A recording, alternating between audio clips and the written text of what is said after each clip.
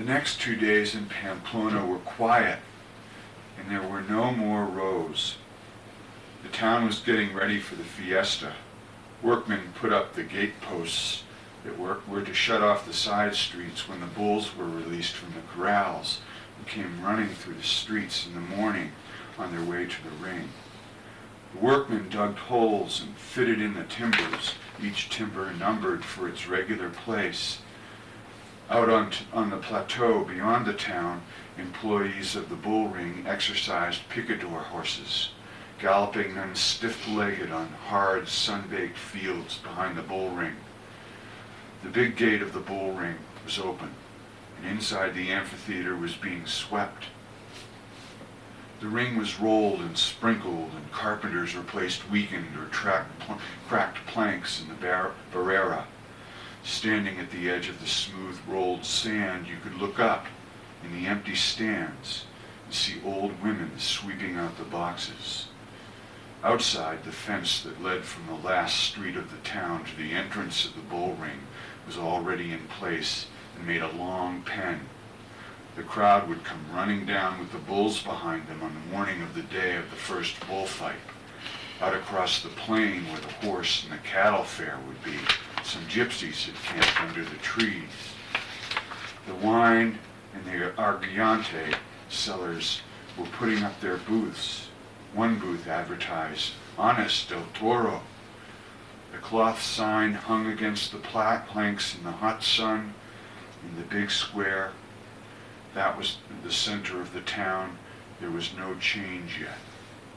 We sat in the white wicker chairs on the terrace of the cafe and watched the motor buses come in and unload peasants from the country coming into the market, and we watched the buses fill up and start out with peasants sitting with their saddlebags full of the things they had brought in the town. The tall gray motor buses were the only life of the square except for the pigeons and the man with a hose who sprinkled the graveled square and watered the streets. In the evening was the paseo. For an hour after dinner, everyone, all the good-looking girls, the officers from the garrison, all the fashionable people of the town, walked in the street on one side of the square, while the cafe tables filled with the regular after-dinner crowd. During the morning, I usually sat in the cafe and read the Madrid papers, and then walked in the town or out into the country. Sometimes Bill went along. Sometimes he wrote in his room. Robert Cohn spent the mornings studying Spanish or trying to get a shave at the barber shop. Brett and Mike never got up until noon. We had all a vermouth at the cafe. It was a quiet life, and no one was drunk. I went to church a couple of times, once with Brett. She said she wanted to hear me go to confession, but I told her that not only was it impossible, but it was not as interesting as it sounded, and besides, it would be in a language she did not understand. We met Cohn as we came out of the church, and although it was obvious he had followed us, yet he was very pleasant and nice, and we all three went for a walk out to the gypsy camp, and Brett had her fortune told. It was a good morning. There were high white clouds in the mountains. It had rained a little in the night, and it was fresh and cool on the plateau, and there was a wonderful view. We all felt good, and we felt healthy, and I felt quite friendly to Cohn. We could not be upset about anything on a day like that. That was the last day before the fiesta.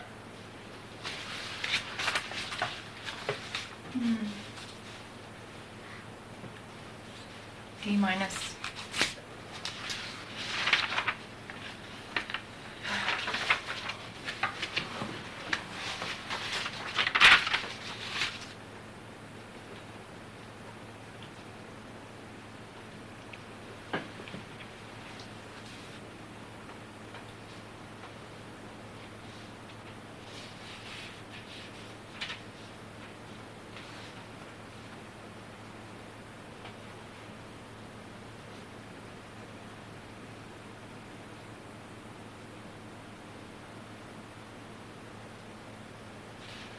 McMurphy shakes his head.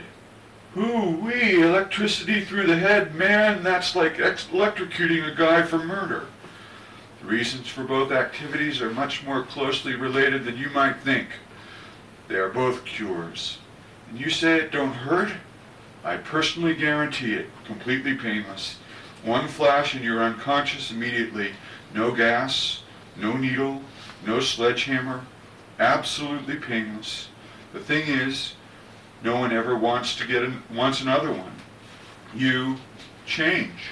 You forget things. It's as if he presses his hands against his temples, shutting his eyes. It's as if the jolt sets off a wild carnival wheel of images, emotions, memories. These wheels, you've seen them. The barker takes your bet and pushes a button. Chang! With light and sound and numbers round and round in the whirlwind, and maybe you win with what you wind up with. And maybe you lose and have to play again. Pay the man for another spin, son. Pay the man. Take it easy, Harding. The door opens, and the gurney comes back out with a guy under a sheet. And the technicians go for coffee.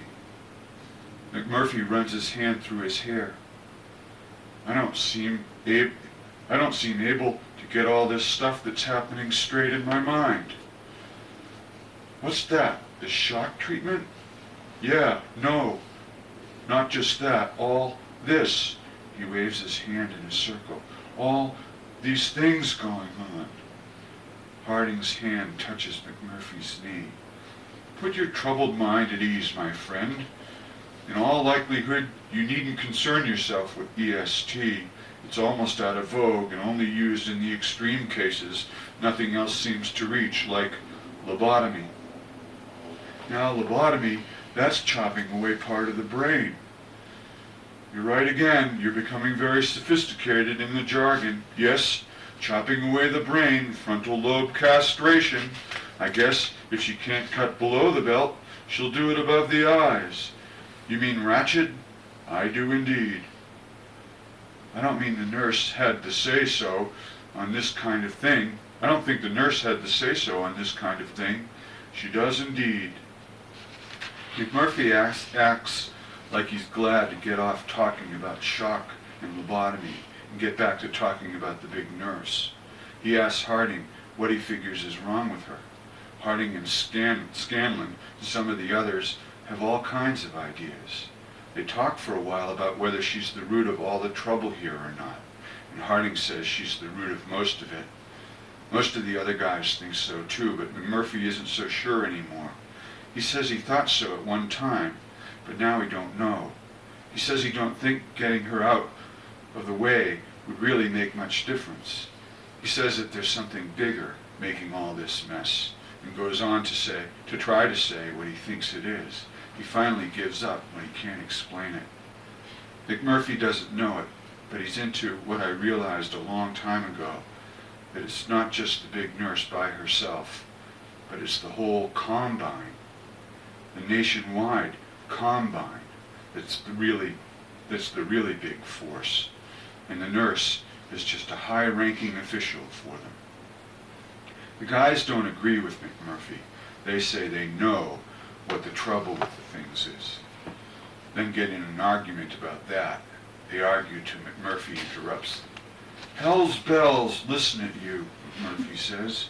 All I hear is gripe about the nurse or the staff or the hospital. Scanlon wants to bomb the whole outfit.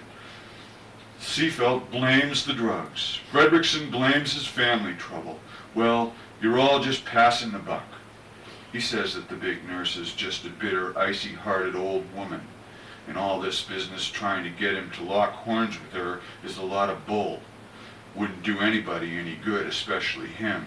Getting shut of her wouldn't be getting shut of the real deep-down hang-up that's causing the gripes.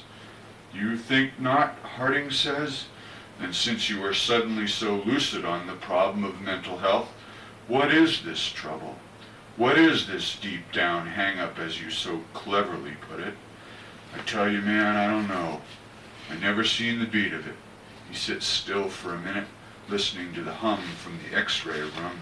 Then he says, but if it was no more'n you say, if it was, say, just this old nurse with her sex worries, then the solution to all your problems would be to just throw her down and solve her worries, wouldn't it? Scanlon claps his hands. Hot damn, that's it. You're nominated, Mac. You're just the stud to handle the job. Not me, no sir. You got the wrong boy. Why not? I thought you used the super stud with all that wham bam. Scanlon, buddy, I plan to stay as clear of that old buzzard as I possibly can. So I've been noticing, Harding says, smiling. What's happened between the two of you? You had her on the ropes for a period there, then you let up. A sudden compulsion of our angel of mercy? No, I found out a few things, that's why. I asked around some different places. I found out why you guys all kiss her ass so much and bow and scrape and let her walk all over you. I got wise to what you were using me for. Oh, that's interesting. You're blamed right, it's interesting. It's interesting to me that you bums didn't tell me what a risk I was running, twisting her tail that way. Just because I don't like her ain't a sign I'm gonna bug her into adding another year or so to my sentence. You got to swallow your pride sometimes and keep an eye out for old number one.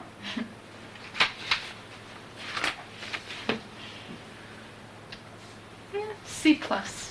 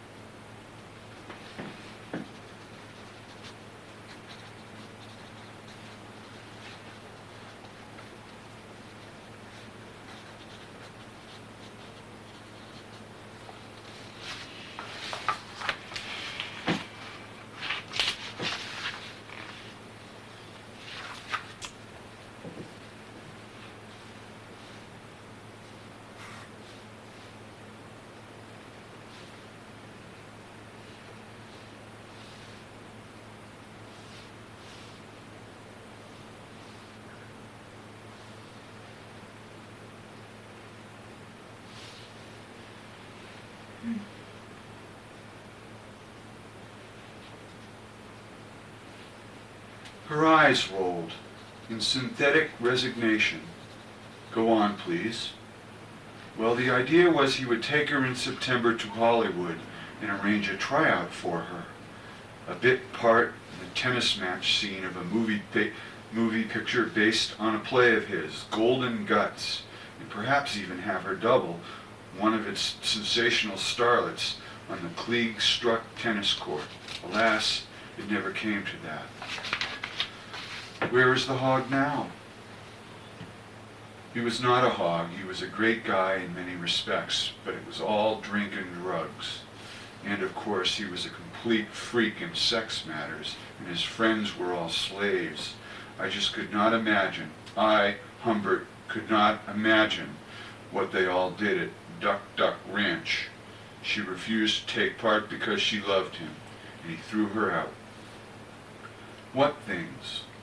Oh, weird, filthy, fancy things. I mean, he had 2 girls and 2 boys, and 3 or 4 men, and the idea was for all of us to tango in the nude while an old woman took movie pictures. Sade's Justin was 12 at the start. What things exactly? Oh, things. Oh, she uttered the I as a subdued cry while she listened to the source of the ache. And for lack of words, spread the 5 fingers of her angularly up and down moving hand. No, she gave it up. She refused to go into particulars with that baby inside her. That made sense. It is of no importance now, she said, pounding a gray cushion with her fist and then lying back, belly up, on the divan. Crazy things, filthy things. I said no. I'm just not going to. She used in all insouciance, really, a disgusting slang term which, in a literal French translation, would be soufflé. You beastly boys, because I want only you, well, he kicked me out. There was not much else to tell. That winter, 1949, Fay and she had found jobs. For almost 2 years she had, just drifted, doing some restaurant work in small places. And then she had met Dick. No, she did not know where the other was.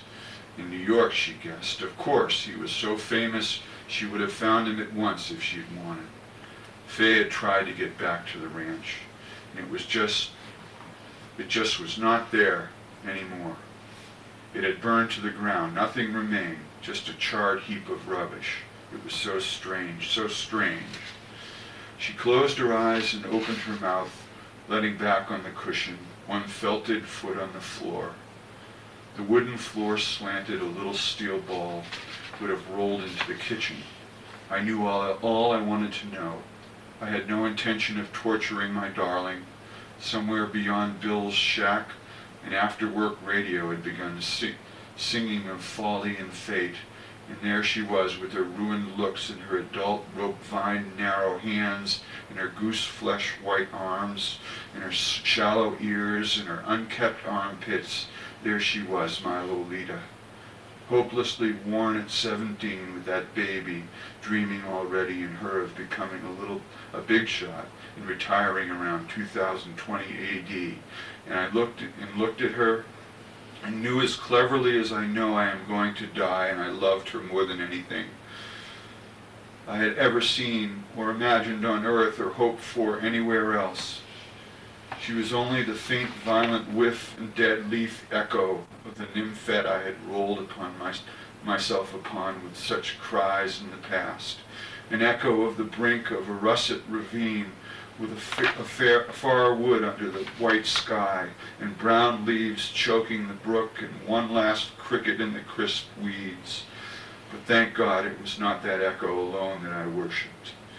What I used to pamper among the tangled vines of my heart, mon grand péché réduit, had dwindled to its essence, sterile and selfish vice, all that I canceled and cursed. You may jeer at me and threaten to clear the court, but until I am gagged and half throttled, I will shout my poor truth.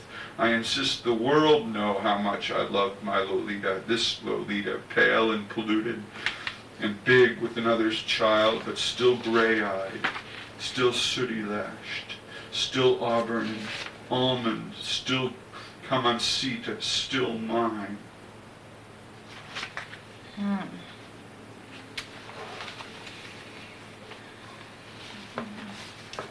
C+.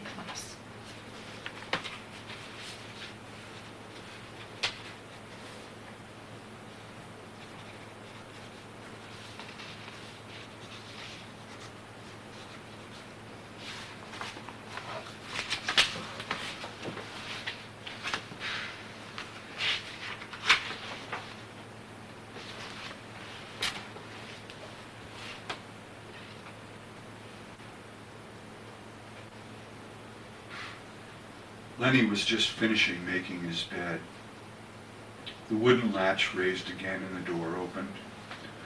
A little stocky man stood in the open doorway. He wore blue jean trousers, a flannel shirt, a black unbuttoned vest, and a black coat.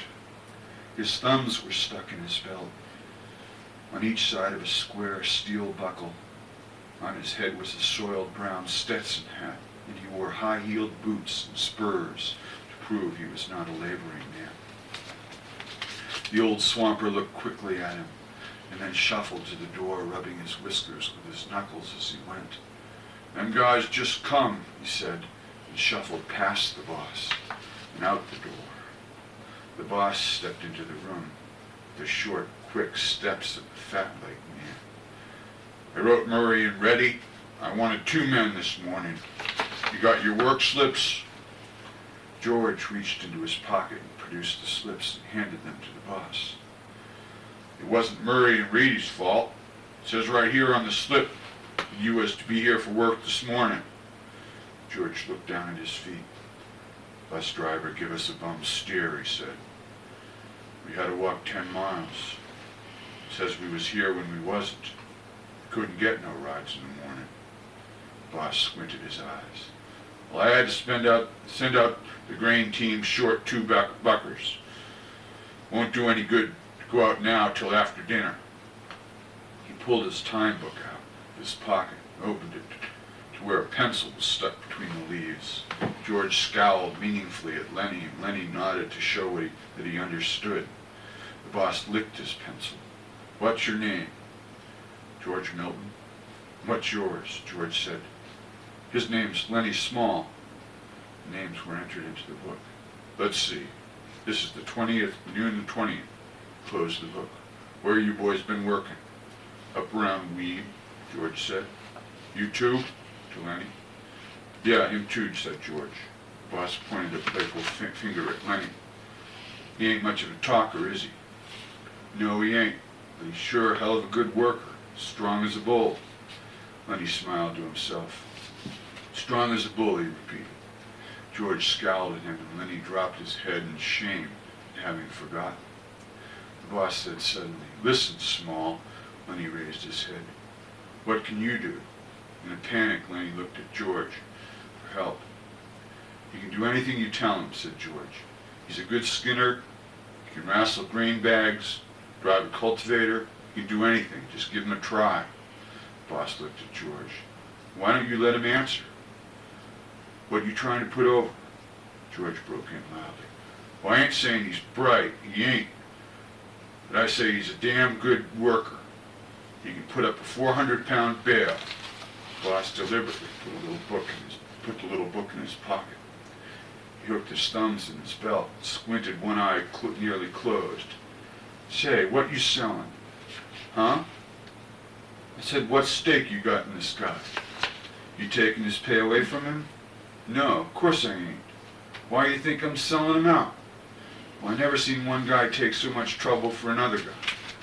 I'd just like to know what your interest is. George said, he's my cousin.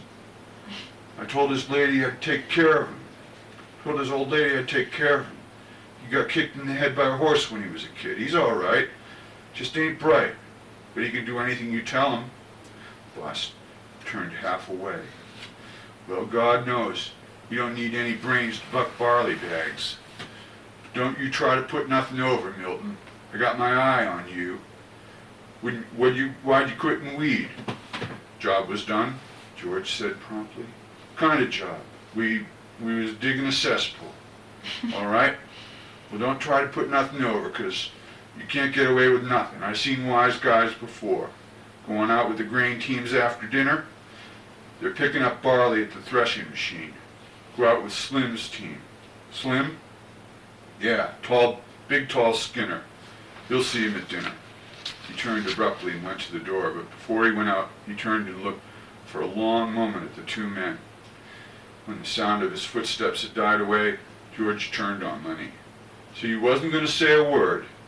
You was going to leave your big flapper shut and leave me do the talking. Damn near lost us the job.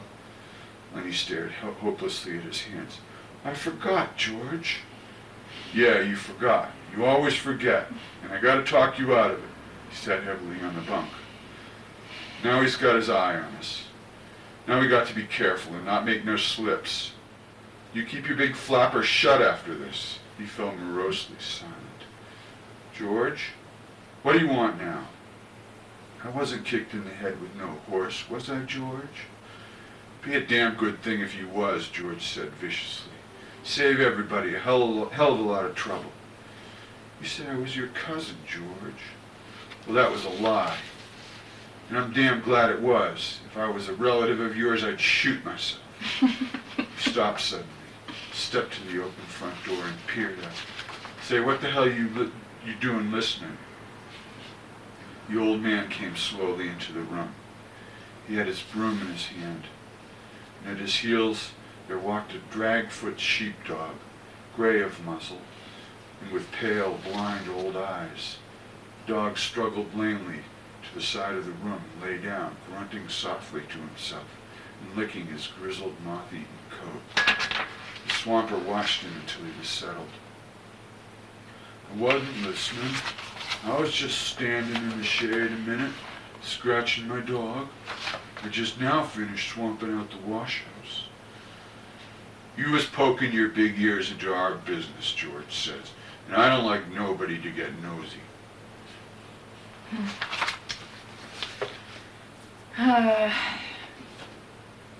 Oh.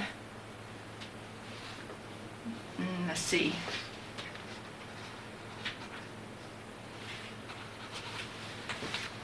One more. I can't take this.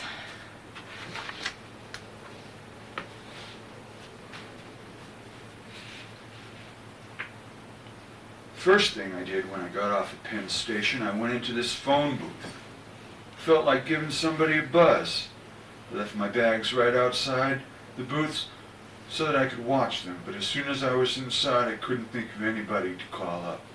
My brother DB was in Hollywood. My kid sister Phoebe goes to bed around 9 o'clock, so I couldn't call her up. She wouldn't have cared if I'd woken her up, but the trouble was she wouldn't have been the one that answered the phone. My parents would be the ones. So that was out. Then I thought of giving Jane Gallagher's mother a buzz and find out when Jane's vacation started, but I didn't feel like it. Besides, it was pretty late to call up.